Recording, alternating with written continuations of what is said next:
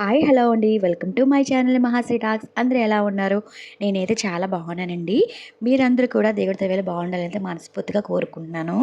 ముందుగా అయితే మీ అందరికీ వసంత పంచమి శుభాకాంక్షలండి. జ్ఞానం, బుద్ధి, విద్య, వాకు, పెద్దల పట్ల గౌరవం అన్నీ కూడా కలిగి అఖండ విజయవంతులు అవ్వాలని అంటే తప్పకుండా సరస్వతీదేవి అమ్మవారిని పూజించాలండి. ఈ అమ్మవారు చిన్న చూపు కనుక మనం పిల్లలపైన పడితే చదువులో రాణిస్తారు. అలాగే అన్నిట్లో ముందుంటారు. ముఖ్యంగా చదువు మీద ఆసక్తి లేని పిల్లలకి, చదివింది గుర్తుంచుకోపోయిన పిల్లలకి, చదువు అంటేనే ఇంట్రెస్ట్ లేని వాళ్ళకి, పెద్దల మాటలు వినలేని వాళ్ళకి తప్పనిసరిగా పిల్లల చేత ఈ పూజనైతే చేయించాలండి. అప్పుడే వారు ఒక్కొక్క మెట్టు ఎక్కి పై స్థాయికి అయితే ఎదగలుగుతారు. అయితే ఈ సరస్వతి పూజ చిన్న పిల్లలు కాదండి, పెద్దవాళ్ళకి కూడా, అదే ఎగ్జామ్స్ రాసేవాళ్ళు, గవర్నమెంట్ జాబ్ కొట్టాలనుకునే వాళ్ళకి కూడా, అలాగే స్కూల్లో కాలేజెస్లో సీట్ రావాలనుకునే వాళ్ళు, ఇంకా చాలా జాబ్స్కి ట్రై చేస్తూ ఉంటారు కదా, వాళ్ళకు కూడా ఈ పూజ అనేది చేసుకోవచ్చు. సరస్వతీదేవి అమ్మవారిని పూజించి మీరు అనుకున్నది కూడా సాధిస్తారండి. అయితే సరస్వతి అమ్మవారి పూజ వసంత పంచమి రోజున చేసినట్లయితే అఖండ విజయ ప్రాప్తి, అమ్మవారి దీవెనలు సంపూర్ణంగా కలుగుతాయి. అయితే మనకి ఈ సంవత్సరంలో 2026 సంవత్సరంలో సరస్వతి అమ్మవారు ఒక్కటే కాదండి, లక్ష్మీదేవి అనుగ్రహం కూడా కలుగుతుంది. ఎలా అంటే ఈసారి మనకి వసంత పంచమి శుక్రవారం కలిసి వచ్చింది. పంచమి తిథి శుక్రవారం వస్తుంది. చాలా విశేషమైన రోజు. అందుకని ఈరోజు సరస్వతి అమ్మవారిని పూజించడం వల్ల లక్ష్మీదేవి అనుగ్రహం కూడా మనకు కలుగుతుందండి. విద్య, జ్ఞానంతో పాటు అఖండ ఐశ్వర్యం కూడా సిద్ధిస్తుంది. అలాగే మనకి ఇంతటి విశేషమైన అటువంటి రోజు వసంత పంచమి. ఈరోజు మనకైతే చాలా మంచిదండి. పిల్లలతో చేస్తే ఈ పూజ ఇంకా ఇంకా మంచిది. ఈ పూజ ఎలా చేసుకోవాలన్నది మొత్తం కూడా ఈ వీడియోలో అయితే నేను చెప్తాను వివరంగా. అందుకే వీడియోని అయితే ఎక్కడ స్కిప్ చేయకుండా చూడండి. మాఘమాసంలో శుక్లపక్షమి వచ్చే పంచమినే శ్రీ పంచమి లేదా వసంత పంచమి అంటారు.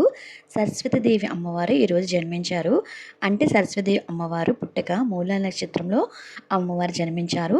అందుకే వసంత పంచమి నాడు సరస్వతీదేవి అమ్మవారిని పూజించడం వల్ల చిన్నపిల్లలు అనేది బాగా అనేది చదువుకుంటారండి. ముందుగా అయితే మన ఇల్లంతా శుభ్రం చేసుకొని, అలాగే నార్మల్ దీపం పెట్టుకుంటాం కదా పూజ గదిలో, మామూలు పూజ అయితే చేసుకొని, తర్వాత మనం పూజా మందిరంలో కిందైనా లేదంటే పూజా మందిరంలో అయినా ఇలా పీట అనేది ఏర్పాటు చేసుకొని మనం పూజ అనేది ఆరంభించాలండి. అలాగే ఒక పీట అనేది ఏర్పాటు చేసుకొని తెల్లటి వస్త్రమైనా లేదు అంటే పసుపు రంగు అయినా వస్త్రం అనేది పరుచుకొని దానిపైన అమ్మవారి ఫోటో ఉన్నా పర్వాలేదు, లేదంటే లక్ష్మీదేవి అమ్మవారి ఫోటో అయినా పెట్టుకొని మనం పూజ అనేది చేసుకోవచ్చు. అలాగే నేను ఇక్కడ మినపప్పుతో చేసిన దీపం పెట్టుకున్నానండి. అలాగే ఇంకో ప్రమిదలో కూడా రెండు ఒత్తులు చొప్పున ఒక ఒత్తుగా చేసుకొని 3 ఒత్తులైతే వెలిగించి పూజ అనేది చేసుకోవాలి. అలాగే ముఖ్యంగా అమ్మవారి యంత్రాన్ని అయితే రాసుకొని పెట్టుకోవాలండి. పూజలు తప్పనిసరిగా పెట్టుకోవాలి. ఇలా పేపర్ పైన రాసుకొని పెట్టుకోవచ్చు, లేదు అంటే ఏదైనా ప్లేట్లో అయినా యంత్రాన్ని రాసి అనేది పెట్టుకోవాలండి. అలాగే ముందుగా అయితే గణపతిని పూజించుకోవాలి. తర్వాత పూజ అనేది స్టార్ట్ చేసుకోవాలండి. సరస్వతీదేవి అష్టోత్తరం చదువుతూ, అలాగే సరస్వతి శ్లోకాలు ఇంకేమైనా ఉండి చదువుకోవచ్చండి. నేనైతే అమ్మవారికి ప్రసాదంగా చక్కెర పొంగలి అయితే చేసుకున్నానండి. శుక్రవారం కాబట్టి మహాలక్ష్మీదేవి స్తోత్రం కూడా చదువుకొని పూజ అనేది చేసుకోవాలి. ఇలా పూజ చేసుకునే వారికి చాలా చాలా మంచి ఫలితాలు అయితే కలుగుతాయండి. ఈరోజు పూజ చేసుకునే వాళ్ళు ఉపవాసం ఉండాలని ఏమేమీ లేదండి. పూజ అయినంత వరకు ఉపవాసం ఉంటే చాలు. తర్వాత నాన్ వెజ్ అయితే తినకూడదండి, అబద్ధాలు ఆడకూడదు. ఈ విధంగా చేస్తే పిల్లల్లో మార్పు తప్పనిసరిగా మీరైతే గమనిస్తారు. అలాగే మంచి జాబ్ రావాలనుకునే వాళ్ళకి కూడా మంచి ఫలితాలు అయితే చూస్తారండి. ఉన్నంత స్థాయికి అయితే ఎదగలుగుతారు. పూజని చిన్న పెద్ద తేడా లేకుండా ఎవరైనా చేసుకోవచ్చండి. అమ్మవారి దయాకృప అన్నీ మన మీద కలగాలని మనస్ఫూర్తిగా కోరుకుంటున్నాను. అలాగే వసంత పంచమి శుక్రవారం కలిసి వచ్చింది కాబట్టి ఈ విధంగా పూజ అనేది చేసుకోవాలండి. అలాగే ఈవినింగ్ కూడా మనం మామూలుగా పూజ అనేది చేసుకోవచ్చండి. లేదంటే మనం దీపం పెట్టేసిన తర్వాత 4 అయినా పీట అనేది కదిపేసి, అరే శుక్రవారం కాబట్టి తీయకూడదండి, నెక్స్ట్ సాటర్డే అయితే తీయొచ్చు.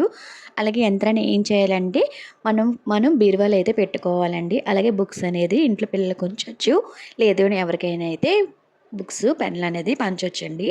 నేనైతే మా వీధిలో పిల్లలకైతే ఇవ్వాలనుకుంటున్నాను. అలాగే మా బాబుకి కూడా ఒకటో రెండో బుక్స్ ఉంచి మిగతావి అయితే పిల్లలకి అనేది ఇచ్చేసాను. మీరందరూ పూజ అనేది ఎలా చేసుకున్నారో నాకు కామెంట్ సెక్షన్ చెప్పడం అయితే అస్సలు మర్చిపోవద్దు. అలాగే ఈ వీడియో కనుక మీకు నచ్చినట్లయితే ప్లీజ్ అబ్బా సబ్స్క్రైబ్ చేసుకోండి. అలాగే మీ ఫ్రెండ్స్ ఎవరికైనా ఈ వీడియో అనేది షేర్ చేయండి. మీరు షేర్ చేయడం వల్ల నాకెంతో ఒక్క లైక్ కూడా నాకెంతో ఉపయోగపడుతుందండి. అలాగే మీరు లైక్ చేయడం వల్ల మరికొంతమందికి మన వీడియో అయితే రీచ్ అవుతుందండి. మీకు ఇంకేమైనా డౌట్స్ ఉంటే నా కామెంట్ సెక్షన్‌లో అయితే కామెంట్ చేయండి. మరొక మంచి వీడియోతో మళ్ళీ కలుద్దాం. అంతవరకు thanks for watching. Bye bye.